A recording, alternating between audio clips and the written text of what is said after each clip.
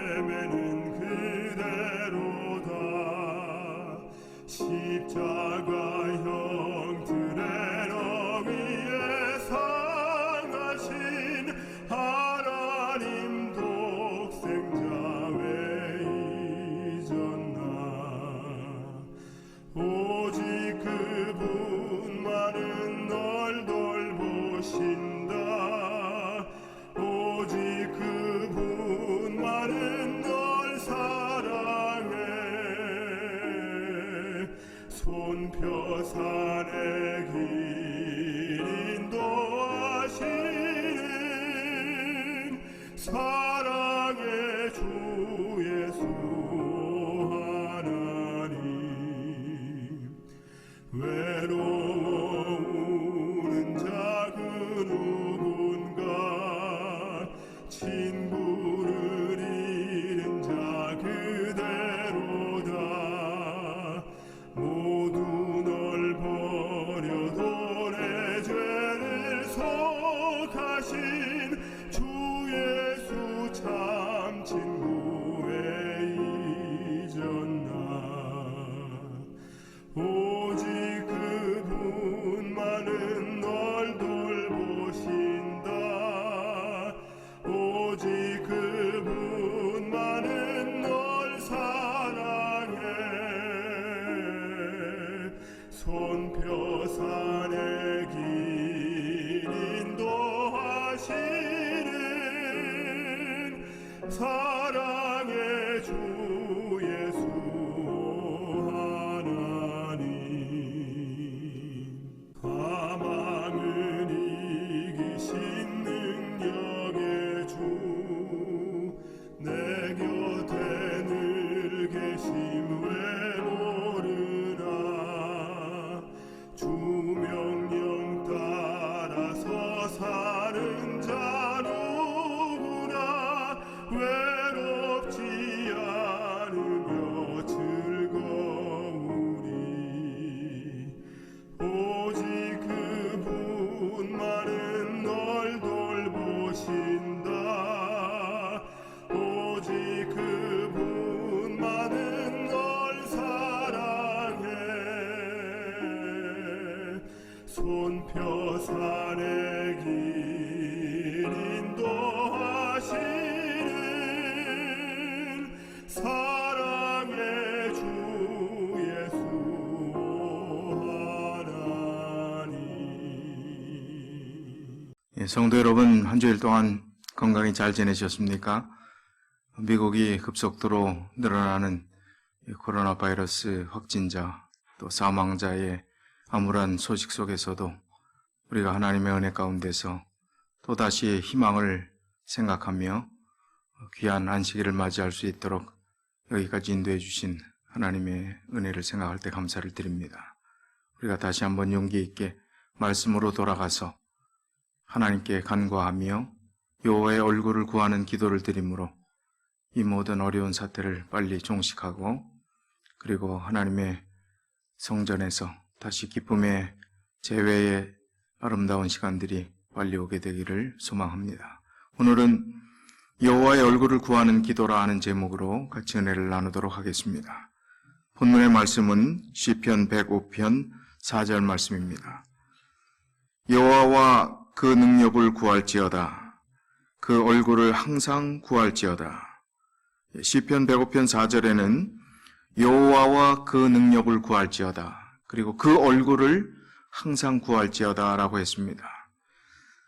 존 파이퍼 목사님이 있습니다. 이분은 기독교 베스트셀러 작가이면서 또 영감적인 글들을 칼럼을 자주 게재하는 분인데 이분이 시편 105편 4절에 있는 이 말씀을 중심으로 한 칼럼을 게재했던 꽤 오래된 2000년대 초반부에 기록했던 그 글을 읽으면서 여호와의 얼굴을 구한다 하는 것이 어떤 의미인지를 생각하면서 오늘 말씀을 정하게 되었습니다.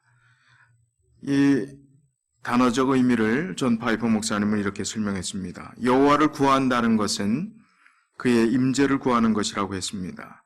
임재란 단어는 히브리어의 얼굴에 대한 번역입니다. 히브리어로 얼굴이라 그러면 임재라 그런 의미로 신약적으로 또 오늘날 우리가 하나님의 임재에 대한 말씀들을 많이 나누는데 그런 의미로 사용되고 있다는 것입니다. 히브리적 표현이 얼굴이라 하는 것입니다. 하나님의 얼굴을 구한다는 것은 다시 말하면 하나님의 임재를 구하는 것입니다. 하나님의 임재를 구하는 기도를 드리는 것, 지금 어느 때보다도 절실한 우리의 기도의 삶에 요긴한 상황인 것 같습니다. 하나님의 얼굴을 구하는 것, 하나님의 임재를 구하며 이 어려운 형편들에서 또 이 어려운 코로나 바이러스 사태에서부터 빨리 벗어나고자 하는 그런 간절한 기도가 우리의 기도요, 지금까지 드려왔던 열망이라고 생각을 합니다. 우리가 늘 하나님의 임재 가운데 살면 참 좋겠는데 임재 가운데서 사는 것 같기도 하고 그렇지 않은 것 같기도 합니다. 늘 하나님의 임재는 우리 곁을 떠날 수가 없는데 어떻게 하나님의 임재가 있고 또 없고라고 말할 수 있는가 그렇게 생각할 수 있을지 모르겠습니다. 몇 가지로 좀 의미를 우리가 분석을 하면 하나님의 얼굴을 우리가 구하여야 될 이유, 하나님의 얼굴을 구하는 기도를 드려야 될 이유의 명분이 분명해집니다. 먼저 첫 번째는 하나님은 만물의 주관자이시고 또 무소부재하시다.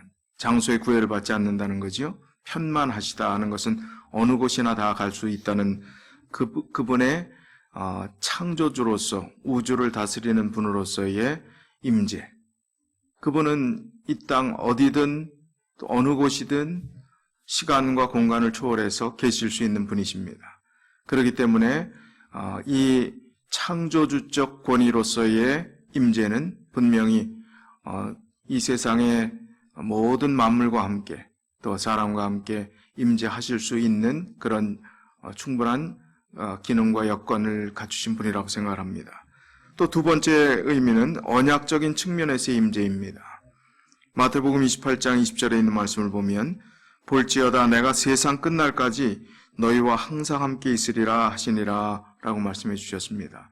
이것은 약속, 언약적인 측면에서의 하나님께서 우리와 끝까지 세상 끝날까지 함께 해주시겠다고 하신 약속입니다. 그래서 약속의 측면에, 언약의 측면에서의 임재는 분명하다는 것입니다. 그리고 로마서 8장 28절에는 우리가 알거니와 하나님을 사랑하는 자, 곧 그 뜻대로 부르심을 입은 자들에게는 모든 것이 합력하여 선을 이루느니라. 하나님께서 우리와 함께 하실 때, 합력하여 선을 이룰 때, 하나님께서 임재하실 때 좋은 결과들을 가져올 수 있음을 로마서는 말하고 있는 것입니다. 그런데 우리가 일상생활을 하다 보면 또 특별히 어려운 상황 가운데 처해 있다 보면 하나님의 임재가 우리를 떠난 것처럼 느껴질 때가 있습니다. 그럴 수 있을까?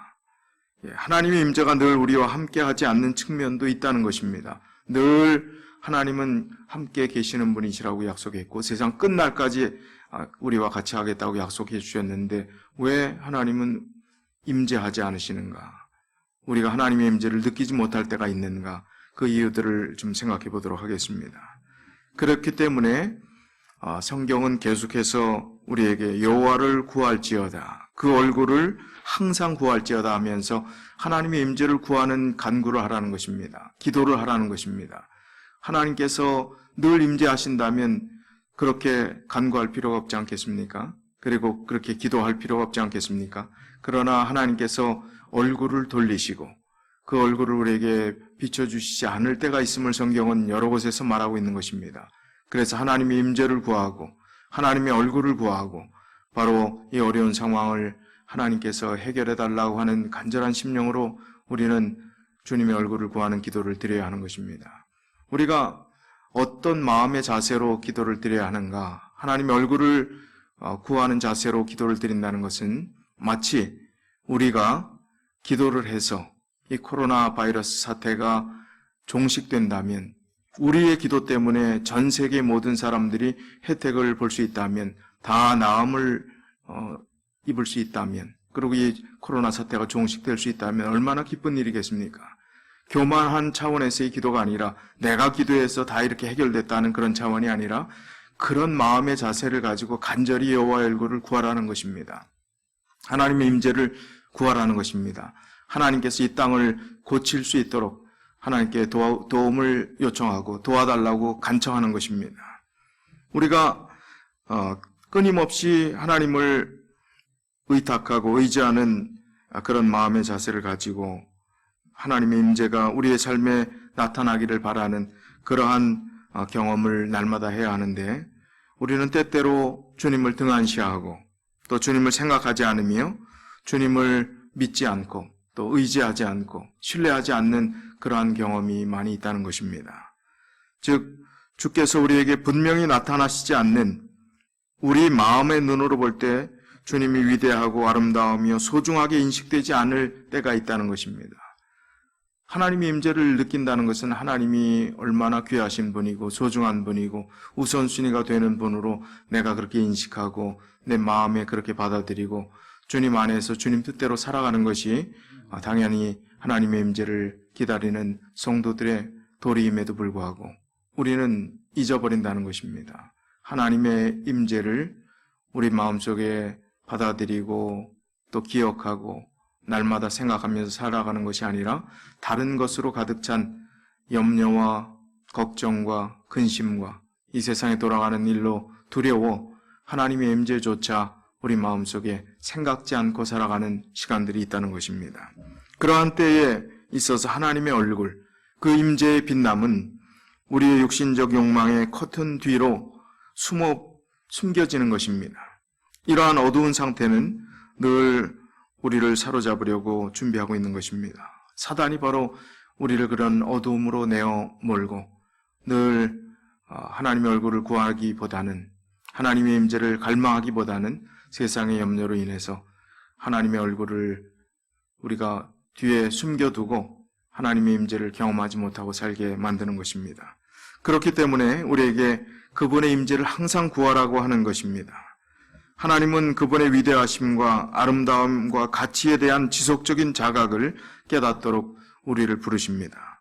이것은 구하는 것을 통해 하나님을 깨달을 수 있다는 것입니다. 창조주 하나님, 위대하신 하나님, 이 세상 모든 만물을 권능으로 다스리시는 분, 우주의 모든 권한을 가지신 분, 이 세상의 모든 것들을 해결해 주실 분이라는 사실들을 우리가 그의 얼굴을 날마다 구할 때 그 사실을 이해하고 깨닫게 되고, 창조주 하나님의 존재 속에 우리가 머리를 숙이고 또 겸손한 마음으로 그분의 섭리 속에 마음을 두고 살아가게 되는 것입니다. 그전에는 우리가 이 세상이 너무 커 보여서 하나님이 너무 작게 보였습니다. 하나님에 대해서 때로 의심할 때가 많았습니다. 또 하나님의 것이 지루하고 또 보잘것없고 너무 구식이고 또 현실과 맞지 않는다고 생각하면서 하나님은 너무 왜소하게 작게 느껴졌을지 모르겠습니다. 그러나 인간이 할 수 있는 이 세상의 거대한 수많은 이룩해 놓은 모든 것들, 과학과 의학과 문명과 모든 것들을 다 인간이 다 했다고 한다 치더라도 바이러스 하나에 의해서 속수무책으로 무너지는 이 상황들을 겪으면서 이제 하나님이 커 보이고 사람들이 이뤄놓은 그 모든 것들은 작아 보이게 되는 것입니다. 이것이 우리가 우리의 창조주 하나님에 대해서 바른 인식을 하고 또 바른 지각을 가지고 하나님께 우리가 창조주 하나님의 그 권능을 우리가 마음속으로 100% 받아들이고 그분 앞에 굴복하는 일들이 필요하다는 것입니다. 그러기 위해서는 하나님의 얼굴을 구하는 기도를 계속해서 드려야 하는 것입니다. 그럴 때 창조주 하나님께서 우리와 함께 하시며 이 모든 사태를 해결해 주실 분이심을 분명히 믿고 의지할 수 있게 되는 것입니다. 그래서 하나님께로 우리의 생각과 마음을 고정하는 일, 그것이 바로 하나님의 얼굴을 구하는 일입니다. 우리의 마음의 의식과 우리 마음의 애정을 하나님께 의식적으로 고정하고 집중하라는 것입니다. 역대상 22장 19절에 보면 이제 너희는 마음과 뜻을 바쳐서 너희 하나님 여호와를 구하라고 했습니다. 마음과 뜻을 바쳐서 너희 하나님 여호와를 구하라. 마음과 뜻을 바치라는 것은 얼마나 정성을 다해야 되겠습니까? 우리의 가장 중요한 것들을 마음을 모아서 집중해서 바로 하나님을 구하라 하는 것입니다. 신약적 개념은 골로새서 3장 1절 2절에 그러므로 너희가 그리스도와 함께 다시 살리심을 받았으면 위의 것을 찾으라. 거기는 그리스도께서 하나님 우편에 앉아 계시느니라. 위의 것을 생각하고 땅의 것을 생각하지 말라. 우리가 하나님 안에서 다시 살리심을 받은 구원받은 백성이라면 땅의 것을 생각지 말라는 것입니다. 하늘의 것을 생각하라는 것입니다. 위의 것을 생각하고 위의 것을 추구하는 삶을 살라는 것입니다. 그런 그리스도인답게 하늘에 속한 사람답게 이 땅에서도 하늘을 우선순위로 하나님을 중심으로 하나님의 임재를 느끼며 살아가라는 것입니다. 사도 바울은 교회를 위해서 이렇게 기도했습니다. 데살로니가후서 3장 5절에 주께서 너희 마음을 인도하여 하나님의 사랑과 그리스도의 인내에 들어가게 하시기를 원하노라. 너희 마음을 인도하시는 주님께서 하나님의 사랑과 그리스도의 인내에 들어가게 하기를 원한다 했습니다. 인내의 시간들이 필요한 것입니다. 그래서 인내라 하는 것은 한 번에 이루어지는 것이 아니라 지속적인 것을 의미합니다. 기다림을 의미합니다. 반복하게 노력하는 것을 의미하기도 합니다. 그래서 우리가 하나님의 임재를 계속해서 구하는 것, 날마다 구하는 것, 그분의 얼굴을 구하는 기도를 드리는 것, 이것은 바로 사도 바울이 이야기한 이 성경 말씀과 같은 의미가 되는 것입니다. 이런 측면에서 볼 때 우리의 의식적인 노력, 그것이 주님의 얼굴을 구하고 또 우리가 주님께 간구하는 그 자세를 통해서 하나님께서 우리와 함께 임재하신다는 그 사실이 성경에 있는 내용들과 연결이 되는 것을 보게 됩니다. 우리가 하나님을 찾기 위해 이러한 정서적 또 정신적 노력을 하는 것은 하나님을 잃어버렸기 때문이 아닙니다. 하나님은 엄연히 존재하시는 분이십니다. 동전이라면 혹시 잃은 양처럼 잃어버리는 그런 존재가 아니라는 것입니다. 하지만 하나님은 그럼에도 불구하고 우리가 하나님을 의식적으로 만나기 위해서 무언가를 통해서 나아가거나 아니면 시행착오를 겪으면서 더디더라도 돌아가야 하는 그런 두 가지 하나님을 반드시 찾아야 될 우리의 의무를 말씀하고 있는 것입니다. 성경의 많은 기록들을 보면 하나님은 종종 숨어 계십니다. 그의 얼굴을 보여주지 않으신다는 것입니다. 다시 말하면 하나님께서 그들과 같이 더불어 임재하지 않으신다는 것입니다. 왜 하나님은 사람들에게 얼굴을 보여주지 않으시고 숨어 계십니까? 그 이유를 우리가 잠시 후에 좀 살펴보겠습니다만 우리가 세 가지 측면에서 하나님의 임재, 존재의 개념들을 우리에게 보여주실 수 있는데 첫 번째는 천연계를 통해서 하나님의 존재를 우리에게 보여주십니다. 이것은 하나님의 임재가 천연계의 모든 사물들을 통해서 하나님이 살아계심을 또 우리와 함께 계심을 그 하나님이 이 만물의 주인이심을 보여주는 중요한 단서가 되는 또 증거가 되는 첫 번째 제목은 천연계입니다. 두 번째는 하나님은 자신을 말씀을 통해서 계시하신다는 것입니다. 우리가 특별 계신 성경 말씀을 하나님께서 우리에게 주셨습니다. 그 말씀을 통해서 하나님을 알지 못할 것은 하나도 없다고 했습니다. 그래서 성경 말씀을 통해서 우리가 기도하면서 하나님을 그리워하면서 또 그분의 임재를 간구하면서 하나님 말씀을 볼 때 그 하나님의 얼굴을 말씀을 통해서 우리는 만날 수 있고 또 그분을 정말 가슴으로 또 마음으로 직접 눈앞에서 대하듯이 하나님을 경험할 수 있다는 것입니다. 세 번째는 하나님은 다른 사람들 가운데 나타나는 은혜의 증거들을 통해서 우리에게 자신을 보여주시기도 하십니다. 다른 어떤 사람들의 영적인 모습, 또 영적인 교훈, 어떠한 말들, 어떤 행동들, 또 그들을 통해서 보여주는 여러 교훈들을 통해서 하나님께서 말씀하고 계심을, 하나님께서 임재하고 계심을, 하나님께서 나에게 말씀하고 계심을 깨닫게 되는 것입니다. 우리는 이런 세 가지 어떤 방편들을 통해서 하나님의 임재를 늘 체험할 수 있는 그런 환경 속에 살고 있지만 그러나 우리는 이 세 가지 조건이 주어졌음에도 불구하고 우리가 너무 다른 것에 관심을 두다 보니까 하나님의 얼굴을 우리가 바라볼 생각도 하지 않고 그분의 얼굴을 구하지 않고 그분을 우리의 어두움의 커튼 뒤로 숨겨두고 살아가는 것이 아닌가 하는 생각들을 해봅니다. 이렇게 하나님은 우리에게 계속해서 만나려고 다가오시는데 우리가 그분의 얼굴을 구하지 않는다면 우리가 누릴 수 있는 수많은 것들, 해결할 수 있는 수많은 문제들, 그리고 벌써 평강을 누렸어야 될 그런 마음의 자세들로부터 우리 스스로 손해보는 시간들을 보낼 수 있다는 것입니다. 우리가 다시 한번 하나님을 부르짖어야 될 분명한 이유를 오늘 이 시간에 생각했으면 좋겠습니다. 이사야 55장 6절에 보면 너희는 여호와를 만날 만할 때에 찾으라. 가까이 계실 때에 그를 부르라고 했습니다. 구하는 것은 부르는 것과 간구하는 것을 수반하는 것입니다. 여호와를 만날 만할 때에 찾으라. 가까이 계실 때에 그를 부르라. 지금이 기회입니다. 우리가 이런 어려움을 당하지 않았더라면, 그리고 분주한 시간들을 계속해서 보냈더라면 어쩌면 평생 죽기 전에 한번 정신이 조금 들었을 때 하나님 한번 찾았을 사람도 있었을지 모르겠습니다. 그리고 형식적이고 늘 습관적인 그저 교회 마당만 밟는 그런 사람이 되었을지도 모르겠습니다. 그러나 정말 심각하게 또 진지하게 우리의 삶을 돌이켜보면서 이런 시점에서 여호와를 가까이 찾고 부르는 그런 마음가짐들을 가질 수 있는 기회가 우리에게 주어졌다는 것은 우리에게 영적으로 큰 이득이 되는 길이라는 것입니다. 우리가 이렇게 간구해야 되겠습니다. 오 주님, 저희의 눈을 열어주십시오.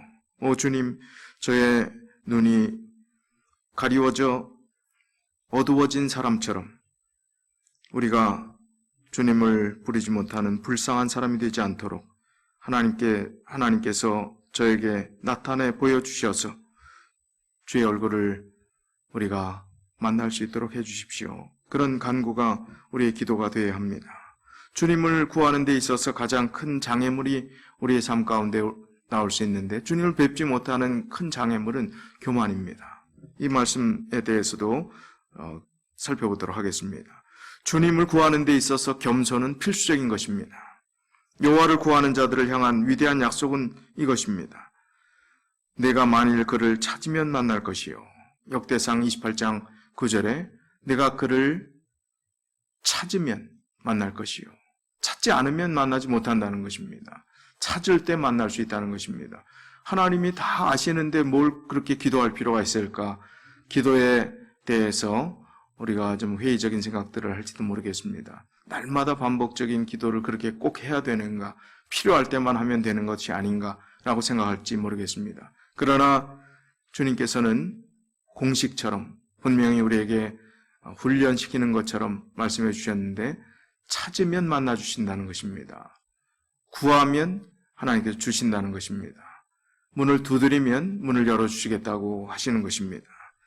하나님께 그런 마음가짐으로 주님을 구하고 그의 임재를, 그의 얼굴을 날마다 구하는 기도를 드리는 자에게는 하나님께서 큰 베네핏을 주십니다. 그 상은 히브리서 11장 6절의 상입니다.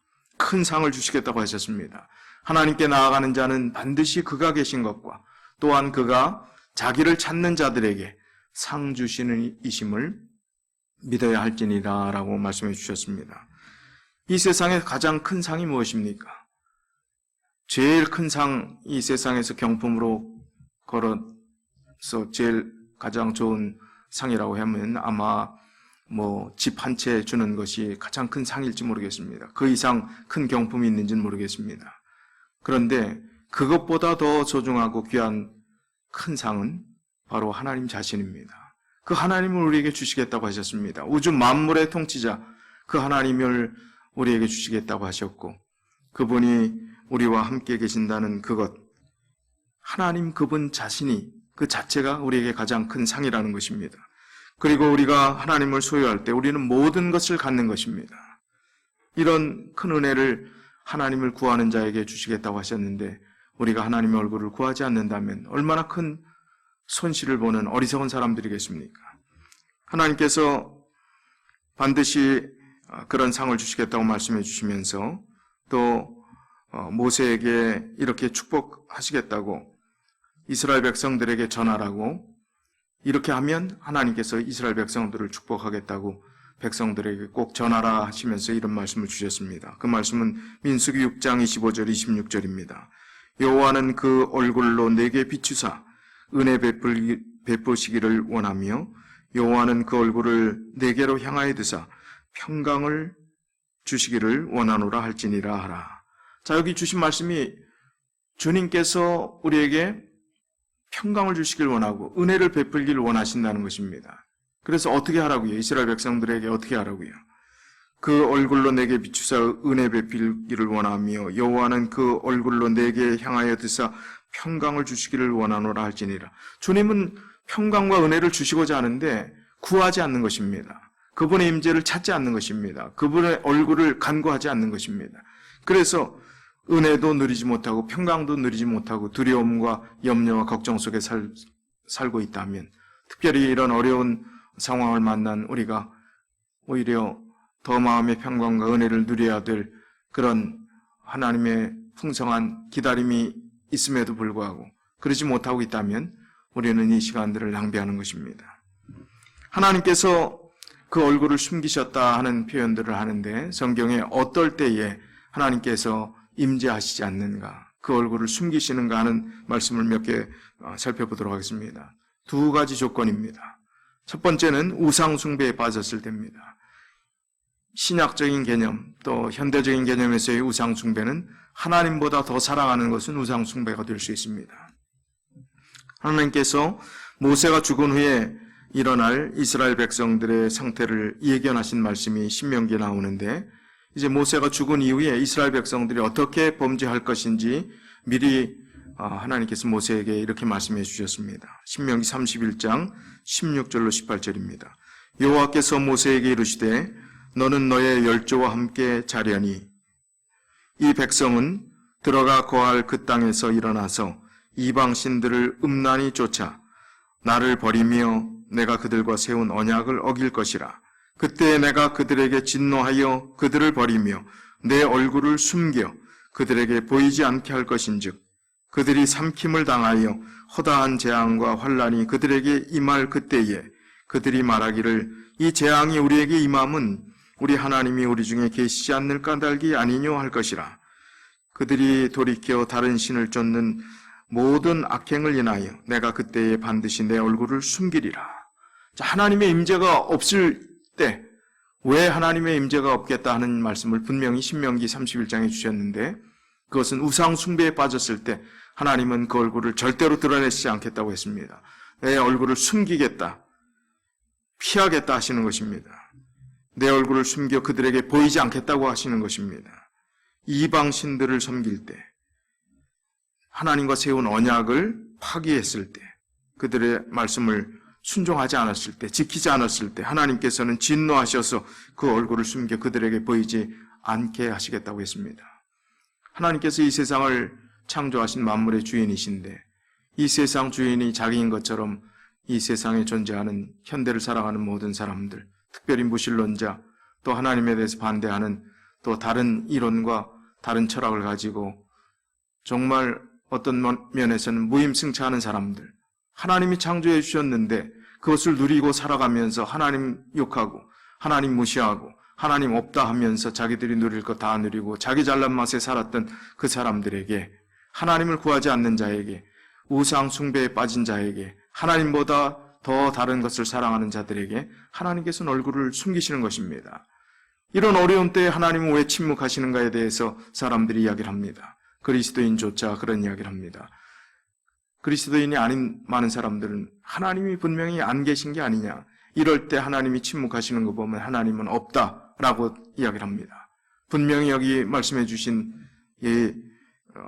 17절에 있는 말씀에게 보면 이 재앙이 우리에게 임함은 우리 하나님이 우리 중에 계시지 않은 까닭이 아니뇨 할 것이라. 이스라엘 백성도 그랬다는 것입니다.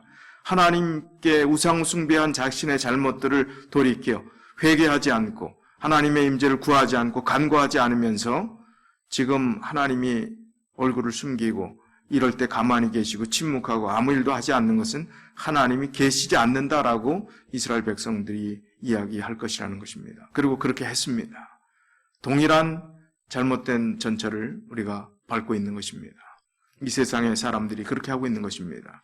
오히려 이런 상황 가운데서 무신론이었던 사람들이 진지하게 인생을 성찰하면서 하나님께 돌아오는 역사들이 많이 일어난 것을 볼 때 그것은 참 고무적이고 좋은 방향이라고 생각을 합니다. 그러나 아직도 깨닫지 못하고 오히려 이런 기회를 전화위복의 계기로 삼지 못하는 자들에게 하나님께서는 얼굴을 숨기시고 또 그들이 하나님을 부르짖고 그의 임재를 구하고 하나님의 얼굴을 구하기를 기다리고 계시는 것입니다. 두 번째는 교만할 때 하나님께서 그 얼굴을 숨기시겠다고 하셨습니다. 하나님의 임재가 거두어지는 것은 교만할 때입니다. 잠언 8장 13절에 여호와를 경외하는 것은 악을 미워하는 것이라. 나는 교만과 거만과 악한 행실과 패역한 입을 미워하느니라. 여호와를 경외하는 것은 악을 미워하는 것이라고 했습니다. 그 악 중에 가장 첫 번째 나오는 것이 교만입니다. 거만, 악한 행실, 패역한 입을 미워하는 것이라고 했습니다. 이런 교만의 상황들이 있을 때 하나님의 임재를 기대할 수가 없는 것입니다. 잠언 16장 5절에도 무른 마음이 교만한 자를 여호와께서 미워하시나니 피차 손을 잡을지라도 벌을 면치 못하리라.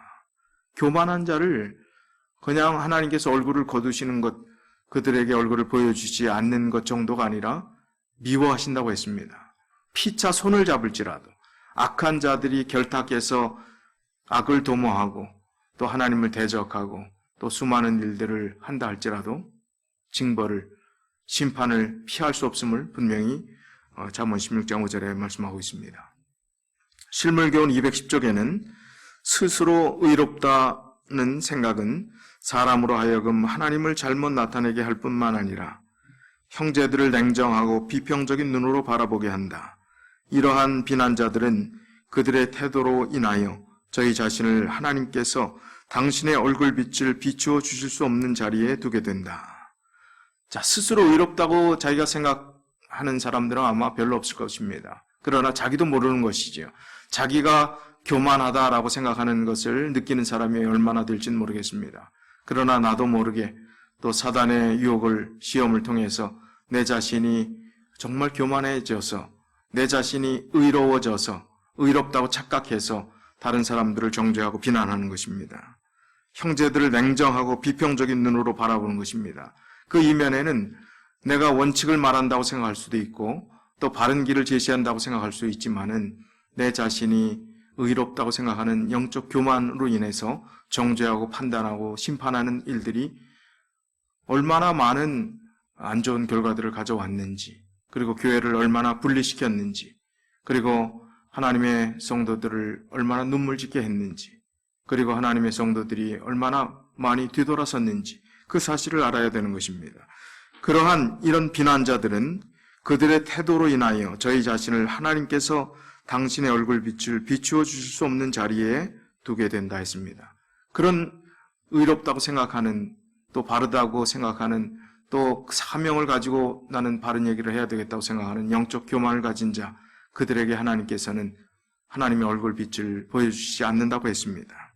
그러면 하나님의 임재를 거두시는 또 피하시는 그런 일이 있다면 어떨 때 그러면 하나님께서 우리와 함께 하시고 그 얼굴을 보여주시고 또 임재하시겠느냐 하는 사실도 성경에 또 많이 기록해 놓았습니다. 역대하 7장 14절에 보니까 내 이름으로 일컫는 내 백성이 그 악한 길에서 떠나 스스로 겸비하고 기도하여 내 얼굴을 구하면 내가 하늘에서 듣고 그 죄를 사하고 그 땅을 고칠지라 했습니다. 하나님의 얼굴을 구하는 자, 하나님의 얼굴을 구하면이라는 이 단어에 우리가 주목해 볼 필요가 있습니다. 하나님의 백성이 악한 길에서 떠나서 스스로 겸손해지고 기도하고 하나님의 얼굴을 구하면, 바로 하나님의 얼굴을 구하는 기도를 하면 하나님께서 듣고 죄를 사하고 이 땅을 고쳐주시겠다고 하셨습니다. 우리가 하나님의 얼굴을 구하는 기도가 얼마나 소중하고 중대한 시점에서 우리가 그냥 건성으로 기도하는 것이 아니라 정말 간절히 이 세상을 다 구원할 사명감을 가지고 그 기도가 나에게 위탁되었다고 생각하면서 기도해야 될 그런 상황 가운데 있는지 우리는 이 말씀을 깊이 있게 이해해야 될 것입니다. 시편 22편 24절에도 그는 곤고한 자의 곤고를 멸시하거나 싫어하지 아니하시며 그 얼굴을 저에게서 숨기지 아니하시고 부르짖을 때에 들으셨도다. 언제 들으셨다고요? 얼굴을 숨기지 않으셨다고요? 부르짖을 때, 주님을 부르짖을 때, 기도할 때, 그래서 기도하라는 것입니다. 우리가 기독교 신앙에서 가장 중요한 두 가지를 이야기한다면 기도와 말씀입니다. 두 가지만 이야기할 때는 반드시 기도가 들어가는 것입니다. 그 정도로 구하라는 것입니다. 우리가 기도의 중요성을 깊이 생각하지 못하고 또 때로는 우리가 길게 기도하는 것에 대해서 부정적인 경향을 가짐으로 인해서 정말 개인적인 기도의 시간, 하나님과의 교제의 시간조차 우리가 게을리하고 소홀히 하는 경우가 있을 수 있습니다. 그러나 하나님께 구하는 것이 하나님의 임재를 또 하나님의 영광을 또 하나님께서 내 마음속에 머물고 계실 수 있도록 하는 일임을 우리가 간구하는 중요성을 생각하면서 다시 한번 새로운 교훈을 얻었으면 좋겠습니다. 우리가 하나님의 얼굴을 그래서 계속 끊임없이 구해야 하는 것입니다. 그렇게 중요한 것입니다. 시편 13편 1절에 여호와여 어느 때까지니이까 나를 영영히 잊으시나이까 주의 얼굴을 나에게서 언제까지 숨기시겠나이까. 하나님의 임재를 느끼지 못한다면 우리는 이 시편 기자의 간절한 정말 애절한 기도처럼 우리는 이런 기도를 드려야 될 것입니다. 하나님 언제까지 그 얼굴을 저에게 보여주시지 않겠습니까? 하나님의 임재를 느끼고 내가 두려워하지 않고 평강 가운데 살고 정말 이 우울함에서 벗어나고 두려움에서 벗어나고 그리고 늘 평강과 은혜 속에서 기쁨으로 살 수 있는 그날이 언제 되겠습니까? 언제쯤 그날이 오겠습니까? 주님 그날을 저에게 허락해 주십시오 하는 그 기도가 이 시편 기자의 기도가 우리의 기도가 되어야 할 것입니다. 시편 27편 7절 8절에 다윗은 이렇게 소리내 부르짖었습니다. 여호와여 내가 소리로 부르짖을 때에 들으시고 또한 나를 긍휼히 여기사 응답하소서. 너희는 내 얼굴을 찾으라 하실 때에 내 마음이 주께 말하되 여호와여 내가 주의 얼굴을 찾으리이다 하였나이다. 이 다윗은 주님의 얼굴을 구하는 일이 얼마나 소중한 것인지를 알았습니다. 그리고 주님의 얼굴을 찾으라 할 때 주님의 얼굴을 찾는 것이 인생의 가장 소중한 일임을 깨닫고 그가 수많은 일들을 했지만 가장 중요하게 여겼던 것은 바로 주님의 얼굴을 구하는 삶이 그의 삶의 가장 우선순위였다는 것을 우리는 알 수 있습니다. 시편 42편 5절 또 11절에도 내 영혼아 내가 어찌하여 낭망하며 어찌하여 내 속에서 불안하여 하는고 너는 하나님을 바라라. 그 얼굴의 도우심을 인하여 내가 오히려 찬송하리로다. 11절에 내 영혼아 내가 어찌하여 낭망하며 어찌하여 내 속에서 불안하여 하는고 너는 하나님을 바라라. 나는 내 얼굴을 도우신 내 하나님을 오히려 찬송하리로다. 뒷부분을 빼고 이 두 성경 구절은 거의 똑같습니다. 그런데 앞에 먼저 5절에 있는 이 성경 구절을 보면 그 얼굴의 도우심을 인하여 내가 오히려 찬송하리로다. 이 그라는 표현은 벌써 2인칭 내지는 내 자신보다는 조금 거리가 멀게 느껴집니다. 그 얼굴의 도우심을 인하여. 그런데 11절은 점점 더 그 의미가 강해지면서 나는 내 얼굴을 도우시는 내 하나님을 오히려 찬송한다고 했습니다. 내 얼굴을 도우시는 하나님을 찬송하는 하나님의 임재를 경험하는 그런 기도를 우리가 계속해서 드려야 하는 것입니다. 그런 기도가 끊이지 않을 때에 우리의 마음에 진정한 평강과 또 행복이 이르러 올 수 있음을 우리는 이번 이 상황을 통해서 깨달아야 하는 것입니다. 성경 시편 105편 4절의 본문의 말씀으로 다시 돌아와서 다윗은 그의 얼굴을 항상 구할지어다 라고 했습니다. 시편 143편 7절에도 주의 얼굴을 내게서 숨기지 마소서라고 했습니다. 다윗의 삶 속에서는 오직 하나님의 얼굴을 구하는 것만이 전부였습니다. 다윗에게 있어서 하나님의 얼굴을 구한다는 표현은 하나님을 사모한다는 의미요, 또 앙망한다는 의미이며 하나님의 명령대로 순종하겠다는 선언입니다. 그가 높은 지위를 가졌고 할 수 있는 모든 권한이 있었고 그가 누릴 수 있는 수많은 것들이 있었지만 그는 가장 소중하게 여겼던 것은 하나님의 얼굴을 구하는 것이 그의 삶에 가장 소중한 것을 깨달았기에 보통 사람이었으면 정말 인생의 실패에 늪에서 또 자책감과 죄로 인해서 다시 재기할 수 없었던 다윗이 그 하나님의 은혜와 사랑을 힘입어서 다시 하나님의 사람으로 일어설 수 있었던 것입니다. 그 이유는 바로 하나님의 얼굴을 구하는 것을 첫째로 삼고 살았던 사람이었기 때문에 그렇습니다.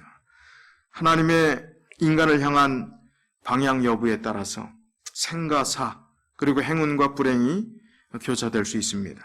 인간이 하나님을 바라보고 바라보지 않는 여부에 따라 흐름이 달라지기 때문입니다.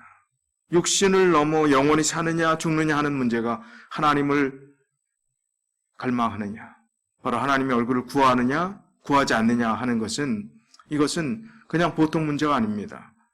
죽느냐 사느냐 하는 문제입니다. 하나님의 임재를 경험하고 하나님께서 인정하시는 하나님의 자녀가 되느냐 그렇지 않느냐 하는 문제입니다. 그래서 하나님의 얼굴을 구하는 기도를 계속해서 드렸던 이 다윗처럼 우리가 이러한 형편의 어려운 때뿐만 아니라 평안할 때도 계속해서 하나님의 임재, 하나님의 임재가 하루라도 우리를 떠난다면 우리의 마음은 평강이 있을 수가 없는 것 아니겠습니까? 그래서 하나님의 얼굴을 구하는 기도를 계속해서 드려야 하는 것입니다. 다윗은 골리앗을 무너뜨리고 백성들로부터 사울의 죽은 사람은 천천히고 또 다윗이 죽인 블레셋 군인들은 만만이라 하는 노래를 지어서 사람들이 부를 때 그리고 수많은 사람들을 통해서 정말 이 국가의 최고의 극치의 영웅의 대접을 받았습니다. 사무엘상 18장 7절에 보면 그 말씀이 나오지요. 그러나 권력의 무상함을 통해서 그때 그렇게 칭송받았던 그 칭송이 영원하던가요? 그렇지 않습니다. 그가 왕위에 오르고 또 그가 더 큰 권력을 가진 것처럼 보이지만 그 주변에 시기와 권력 또 여러 가지 적들이 생겨나면서 또 사랑하는 아들의 반역까지 경험하면서 이 세상의 모든 권력과 이 세상 우선순위로 뒀던 모든 것들이 정말 하찮은 것, 보잘것없는 것, 그것 다 내놓고 하나님 안에서 살아가는 그 삶의 가치가 훨씬 더 중요한 것임을 다윗은 몸소 체험으로, 경험으로 이미 터득했던 것입니다. 그래서 사람의 칭찬이나 추앙에 감사하는 자리에 머무르지 않고 오직 하나님의 얼굴만을 구하는 자리에 이르게 되었던 것입니다. 시편 27편 4절에 보면 내가 여호와께 청하였던 한 가지 일 곧 그것을 구하리니 곧 나로 내 생전에 여호와의 집에 거하여 여호와의 아름다움을 앙망하며 그 전에서 사모하게 하실 것이라. 자, 다윗이 한 가지 소원, 하나님께 드릴 수 있는 한 가지 소원이 있는데 그것은 바로 내 생전에 여호와의 집에 거하며 여호와의 아름다움을 앙망하며 그 전에서 사모하게 하실 것이라. 하나님의 얼굴을 매일 뵙고 싶다는 것입니다. 하나님의 전에 거하겠다는 것입니다. 하나님과 함께 동행하고 싶다는 것입니다. 하나님이 거하시는 그곳에 같이 있겠다 하는 것이 그의 일생의 한 가지 소원입니다. 다른 모든 것보다 더 중요한 것은 그 한 가지 소원이라고 했습니다. 우리가 하나님의 구원을 경험한 자로 하나님의 기름 부음을 받은 자로서 그가 구하고 사모하고 앙망해야 하는 초점을, 다윗의 삶의 그 초점을 우리가 발견하게 됩니다.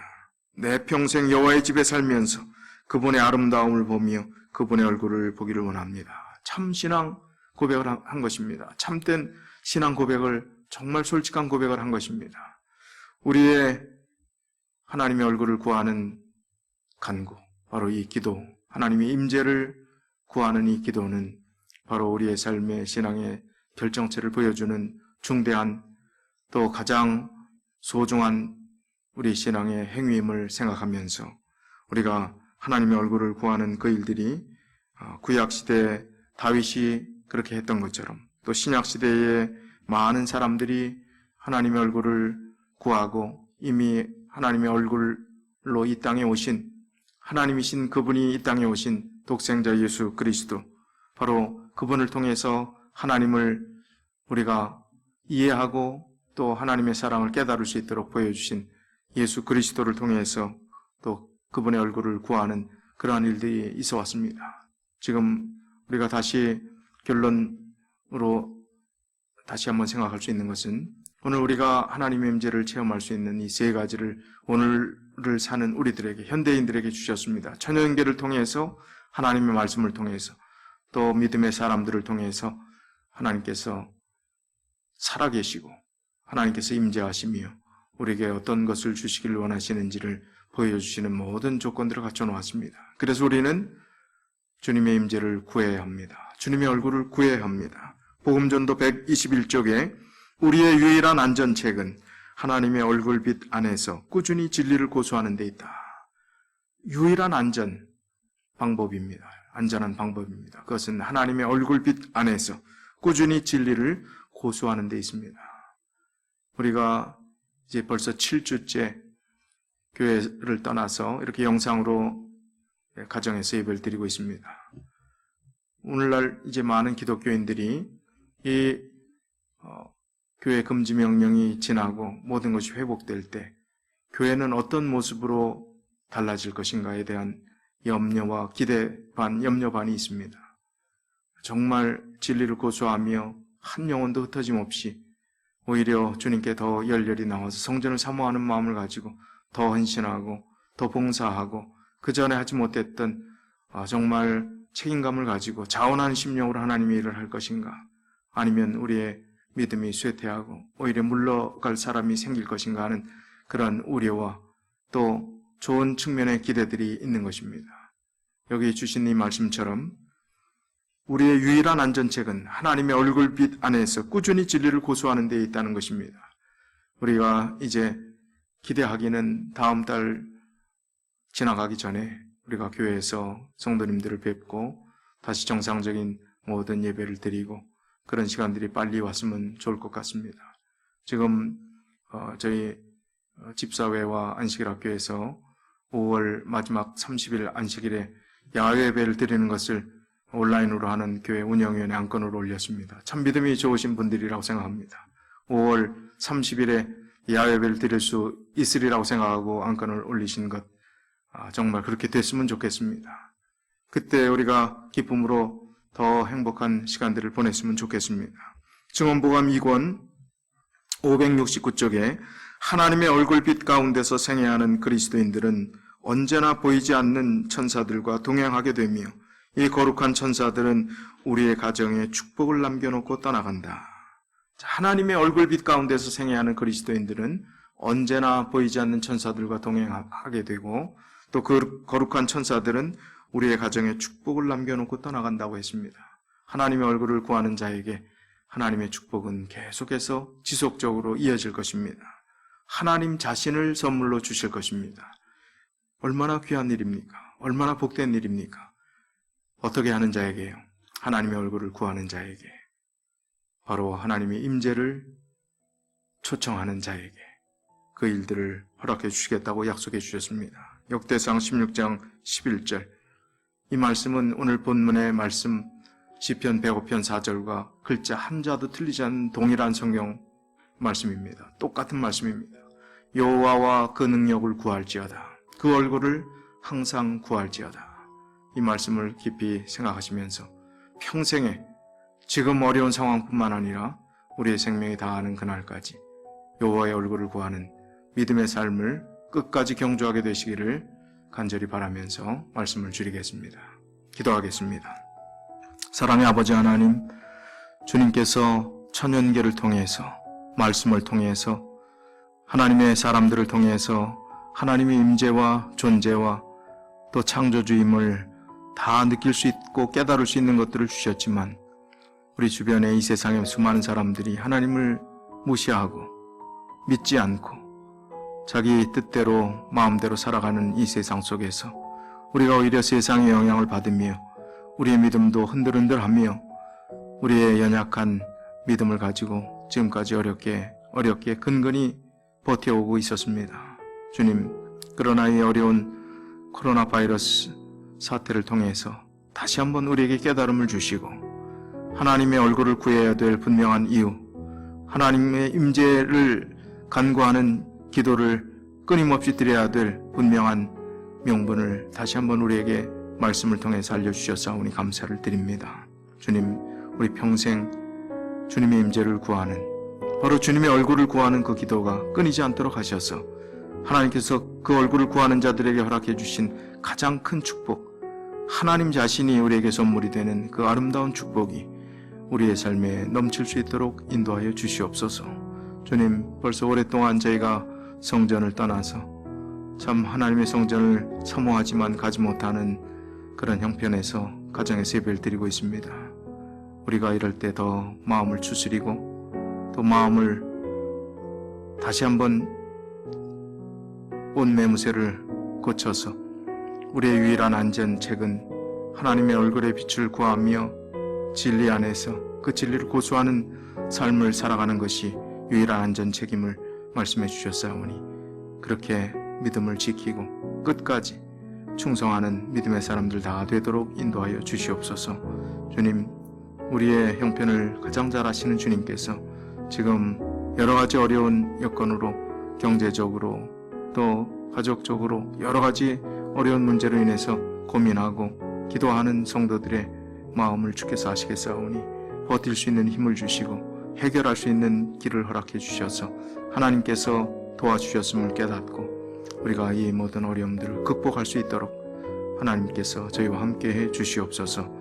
한 주일 동안 저희들도 이 험난한 세상에서 살 때 위험한 가운데 빠지지 않게 하시고 우리가 건강하게 또 건강수칙을 최선을 다해 잘 지킴으로 이 한 주도 어려운 소식이 들리지 않고 건강하게 한 주 기쁨으로 은혜와 평강 속에서 하나님의 얼굴을 구하며 살아가는 우리 모든 믿음의 가족 삼아 주시옵기를 예수 그리스도 이름으로 간절히 기도드리옵나이다. 아멘. 한 주일 동안 믿음으로 승리하시는 우리 모든 오레곤 중앙교회 성도님들 다 되시기를 간절히 바라겠습니다. 감사합니다.